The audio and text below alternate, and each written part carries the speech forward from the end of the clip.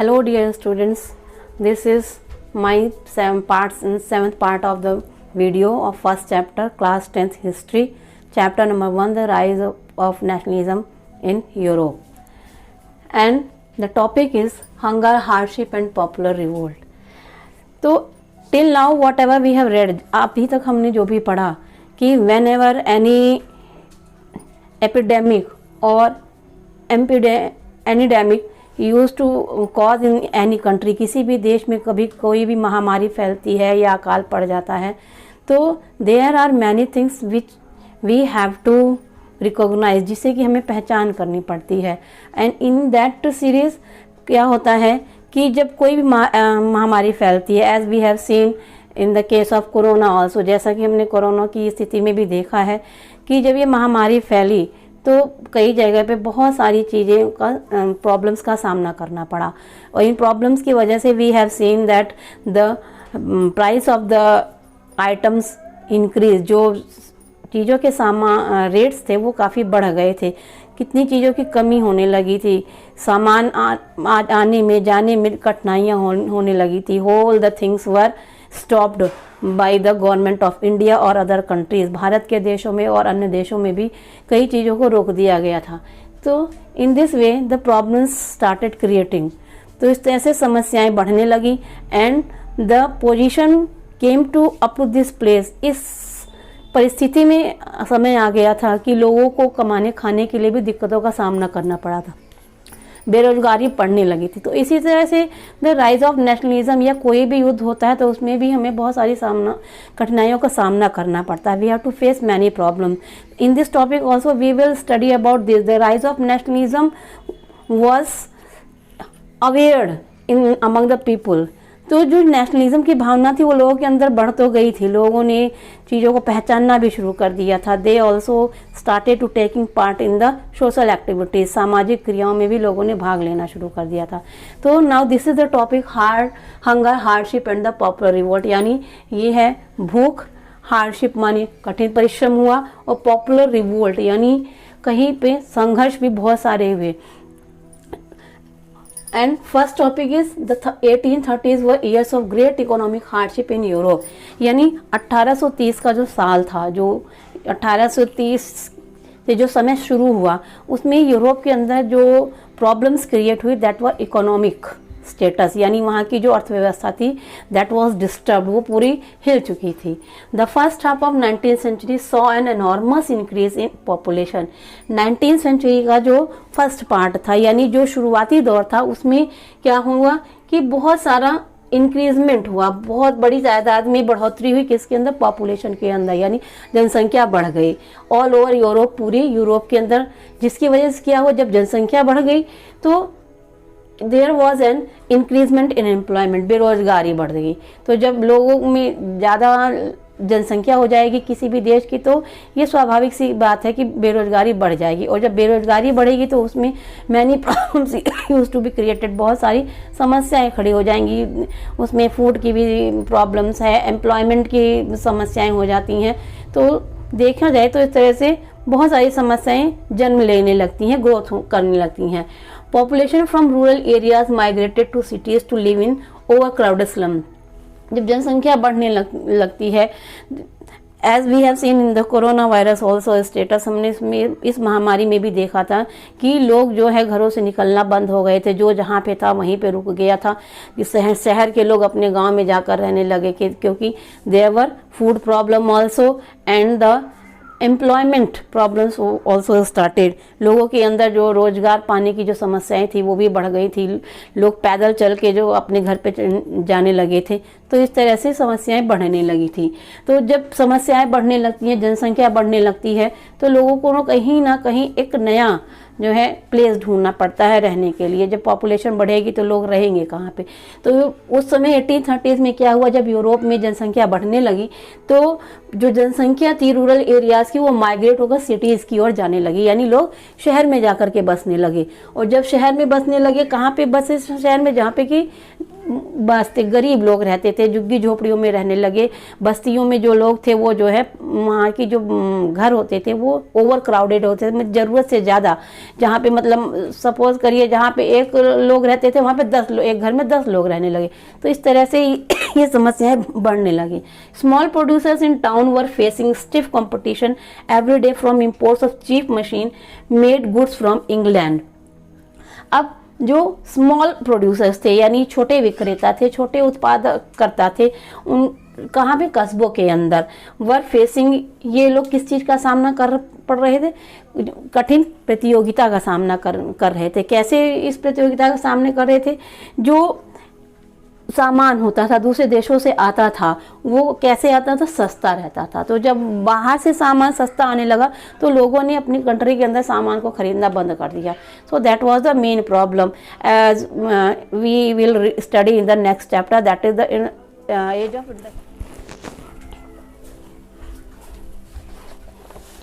now after the increasement of employment situation in Europe, what happened?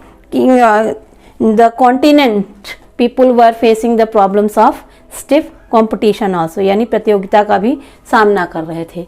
Now what happened in the regions of Europe where the aristocracy still enjoyed power, यानी Europe के अभी भी कुछ ऐसे हिस्से थे जहाँ पे जो कुलीन वर्ग था वो जो सत्ता की पावर थी, सत्ता की जो ताकत थी उसका एंजॉयमेंट करता था। एरिस्टोक्रेसी यानी जो पूंजीपति वर्ग था उनको ज़्यादा फायदा मिलता था, वो ज़्यादा जो है लाभ के अधिकारी होते थे।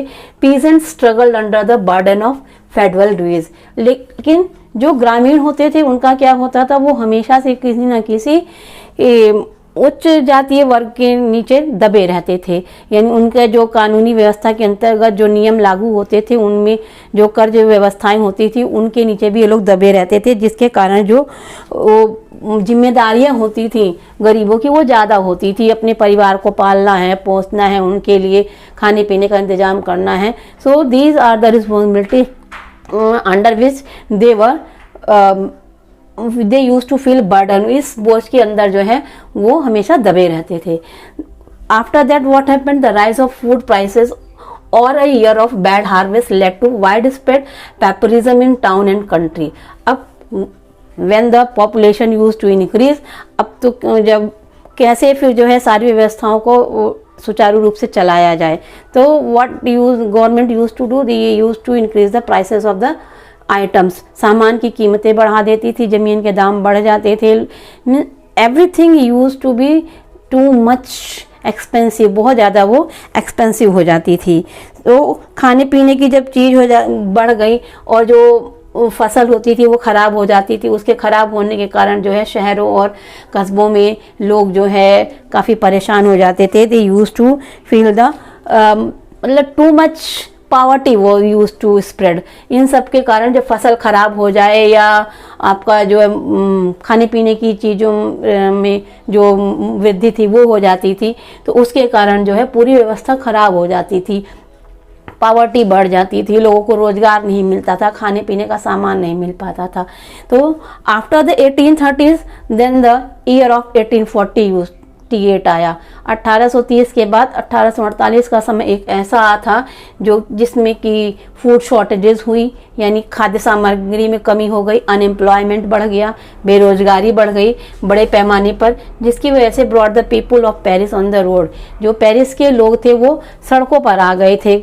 दे स्टार्टेड द डिमांड, उन्होंने ये मांग शुरू कर दी कि they also use to have the material from which, मतलब ऐसा सामान मिल जाए कि so that they can hold the responsibilities of their family, वो अपने परिवार की जिम्मेदारियों को संभाल सके। उनको जो है ऐसी स्थिति आ जाती थी कि उनको जिंदा रखना, अलाइव रखना भी मुश्किल हो जाता था। तो they were demanding that we must be provided, हमें कुछ ऐसी चीज़ें दी जाए so that we can save our family, हम अपनी फैमिली को बचा सकें, अपने बच्चों को बचा सकें बाय गिविंग, चाहे हमको आप रोज़गार दीजिए, चाहे डेली वेजेस पे आप हमारी जो हमारे दिहाड़ी है जो डेली हमको भत्ता दिया जाता है उसकी बढ़ोतरी कर दी जाए। Barricades were erected and Louis Philippe was force to flee. जब इस तरह की सिचुएशन फैल गई, जब इस तरह की सिचुएशन फैली तो क्या हुआ कि लुइस फिलिप, जो कि उस समय वहाँ पर एक राजनीतिक नेता के रूप में काफ़ी प्रसिद्ध हो चुके थे, लोग उनको जानते थे, तो he was use to flee from the country. उनको मजबूर होकर के मतलब बहुत सारी जिम्मेदारियों को जब देखा, and they understand the problems of the people, उन्होंने लोगों की समस्याओं को समझना तो चाहा, but due to the problems of the government, सरकार की समस्याओं को देखते हुए, और जब सरकार ने भी ये देखा कि this people has become so much famous, ये बहुत प्रसिद्ध हो गया है, तो उनको एक तरह से वहाँ से मजबूर होकर के देश को छोड़ना पड़ा, because he can not see the problems of the country. लोगों की जो है इस सारी समस्याओं को जो है नहीं देख सकते थे, तो बहुत सारी जो है बैरिकेड्स लगाए गए, अवरोध लगाए गए, जिसके कारण जब ये विद्रोह फैल गया और लुइस फिलिप को जब ये विद्रोह हुआ, रिवोल्ट हुआ, तो मजबूरन जो है देश छोड़ करके बाहर जाना पड़ा। So after the shortage of foods and increment in employment, there was formed a National Assembly. A National Assembly proclaimed a republic, granted stiff suffrage to all adult males and guaranteed the right to work.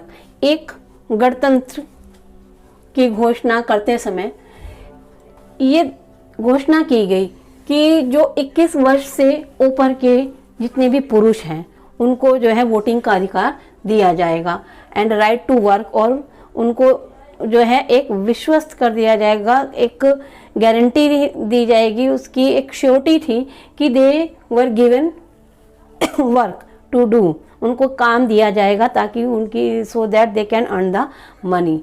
After that national workshops were form to provide employment. राष्ट्रीय स्तर पर कार्यशालाएं बनाई गई और इन कार्यशालाओं का काम क्या था? एम्प्लॉयमेंट को देना। इन द स्टार्टिंग ऑफ 1845 की शुरू में weavers in Silesia had led a revolt against contractor. Silesia में वहाँ के लोगों ने ठेकेदारों के खिलाफ आंदोलन शुरू कर दिया। अब ठेकेदारों के खिलाफ आंदोलन क्यों हुआ? Who supplied raw materials and gave them orders for finished goods. अब ये ठेकेदार क्या करते थे कि जो सामान ले आकर के इन बुनकरों को देते थे। सिलेसिया वगैरह में बुनकर की सोसाइटी ज़्यादा रहती थी जो कि हाथ से बने हुए सामानों को बनाते थे और ये कॉन्ट्रैक्टर्स उस सामानों की सप्लाई करते थे। तो जब सामान बन के तैयार हो जाता था तो उसका सामान जो कच्चा माल होता था, रॉ मटेरियल होता था, वो ये ठेकेदार ले आकर के इनको देते थे, but drastically reduce there payment. लेकिन जब सामान बन के तैयार हो जाता था और उस माल की डिलीवरी लेने के लिए आते थे, when these contractors used to come to take the whole material for the supplement to their owners, वो अपने मालिकों की जब उस चीज़ की सप्लाई देते थे, तो when they use to pick up the material, इन गरीबों से सामान लेते थे तो वो दाम गिरा देते थे। तो जब ये चीज़ कॉन्ट्रैक्टर्स करने लगे तो लोगों का गुस्सा वो फूट कर बाहर आने लगा। People of that in Europe और you can in Silesia their anger arose, उनका जो गुस्सा था वो भड़क कर सामने आया। And on June 4 at 2 PM, जून में दोपहर 2 बजे क्या किया लोगों ने? A large crowd of weavers emerge. बुनकरों की जो एक सभा थी या बुनकर जितने भी होते सब इकट्ठे हुए और इकट्ठे होकर के इन्होंने क्या किया? अपने घर से बाहर आए and march in Paris up to mansion of their contractors. अपने ठेकेदारों के घर में ये सब घुस गए in demand of higher wages. और मांग किस चीज़ की करने लगे कि उनका जो वेतन है उसको बढ़ा दिया जाए ताकि उनकी भी जरूरत पूरी हो सके। But they were treated with scorn, लेकिन इनके साथ बहुत ही अभद्रता का व्यवहार किया गया, इनको काफ़ी मारा गया, डराया गया, एंड थ्रेट्स ऑल्टरनेटली, और इनको जो है धमकियाँ भी दी गई। तो बुनकरों की ये जो स्थिति थी, इतनी मतलब गिरी हुई हालत थी, इसका जिक्र जो है वहाँ के पत्रकार थे वोल्फ, उन्होंने अपने समाचार पत्रों के जरिए जो है लोगों तक पहुंचाया भी था। और इन एक्सचेंज इतनी सारी घटना होने के बावजूद जो इतना सारा विद्रोह हुआ, इतनी सारी ये बुनकर जो व्यूवर्स थे इन्होंने आंदोलन किया और सब लोग इकट्ठे होकर के कॉन्ट्रैक्टर्स के घर में चले गए। तो कॉन्ट्रैक्टर्स दे डर के मारा ये लोग जो है दूसरे लोगों के घर में जा कर के रहने लगे, दूसरे गांव चले गए वहाँ पे रहने के लिए, क्योंकि उन्हें डर था कि जो भीड़ है वो उनको मार देगी। लेकिन इन सब में व्यूवर्स का काफ़ी नुकसान हुआ। तो इन एक्सचेंज इन सारी जो घटनाएं हुई हैं उसका एक जो कंक्लूजन निकल के आया कि 11 व्यूवर्स वर शॉट अप, उसमें से 11 बुनकरों की मृत्यु हो गई। So this was the whole whatever I have discussed in this topic. So when you go through this topic you will be cleared with your all the doubts, आपके जितने भी doubts हैं वो सब clear हो जाएंगे। and after this go through from the starting also, ऐसा नहीं है कि आपने इसको पढ़ लिया and that's all। So if you have liked this video and you have understood the matter, and or we can say if you have understood the matter given in this topic, so please hit the button of like and subscribe, and also if you want you can write the comment also. If anything is lacking then obviously in the next video I will improve myself. So it is a request, if you like the video please hit the button of like and subscribe. Thanks for watching.